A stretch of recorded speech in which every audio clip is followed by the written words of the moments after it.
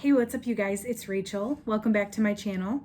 So if you're new here, I am a part-time reseller on sites like eBay, Poshmark, and Mercari.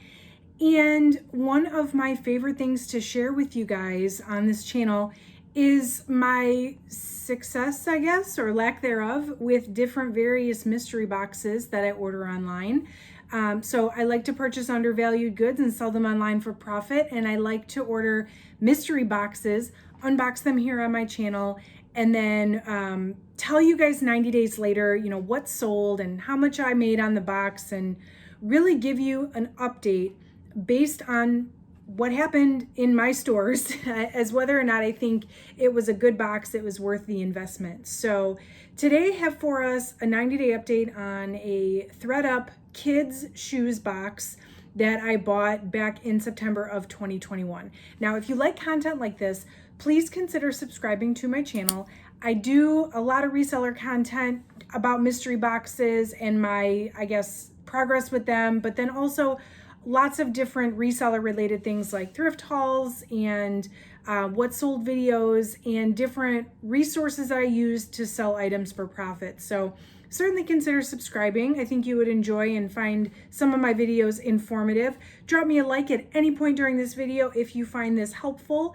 It really helps me out a lot. So this was a ThredUp Kid shoebox, which actually are pretty hard to come by, or at least they were. I haven't tried to get one in a little while, but it was like you really had to watch for them and really grab them when they're out there because they're not available all that often. So I did get this one back in September, and so what I'll do is I'll show you over here on the side what sold, what platform it sold on, and how much I made on the item.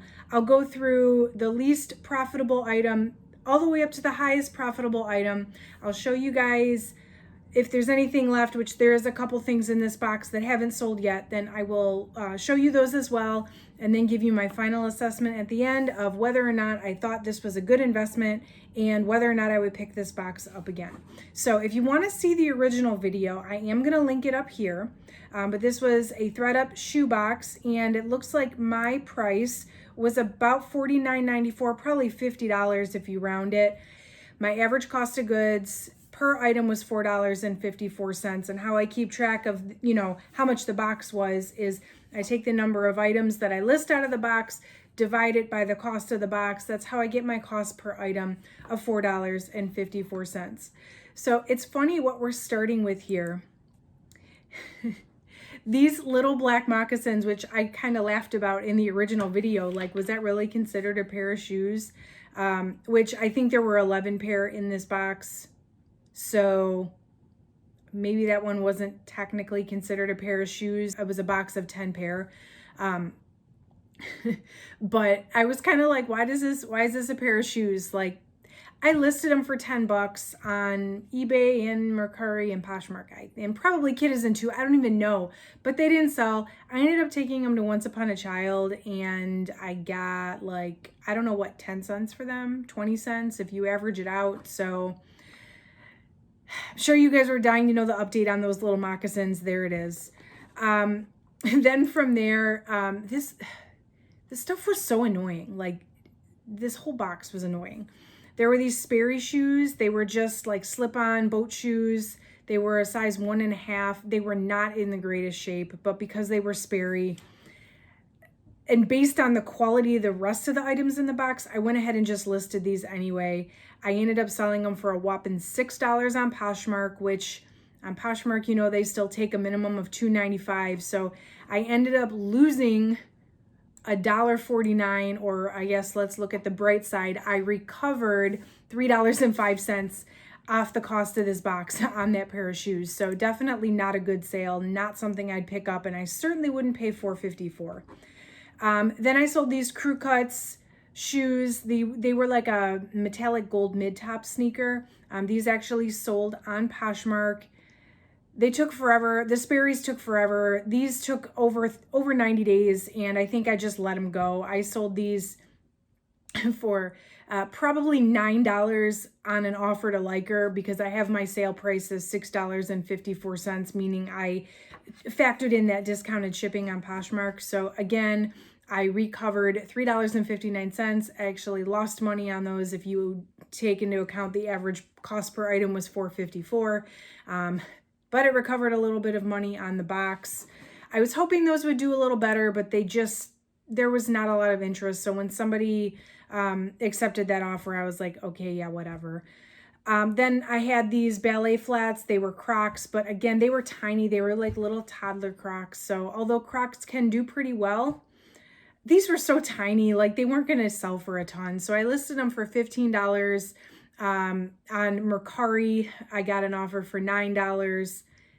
They did sell rather quickly. They sold within the first month, but yeah, I still, only made $2.66, I guess, technically on those. Then there were these Nike waterproof sandals, and these were actually pretty cute. One of the most decent things in the box, but they still only sold for $15 on Poshmark, although they did sell pretty fast. They sold within the first week, but my profit was $7.46. We're down to the last two. Yeah, so that should tell you something about this box. These Zara Ballet Flats, so plus side, they were new with tag. That was cool, I guess. Downside, they're Zara and they're kids, fast fashion, not really worth a ton. I sold them for $16 on Mercari, so I did make $8.26 on those. They sold in the first month. So again, not something I would have picked up, but I guess if we're comparing to the rest of the box, this was pretty decent. And then, not surprisingly, the highest selling item in this box were these North Face booties. These were, again, very tiny. They were a toddler size 8. So they actually sold on Kidizen. I sold them $25. Might have been my mistake because they were free shipping. I don't know if I did that on purpose or what, or I think I might have accepted an offer and forgot that I had put free shipping on them. But anyway, I ended up making $9 on those. In the grand scheme of things, I can't be mad because I don't know if I would have gotten much more considering how tiny they were. But yeah, I mean, they sold quickly. They sold within the first week. So I guess it is what it is. So a couple items that I still have left, nothing super exciting, but I've got these Wonder Nation striped sandals.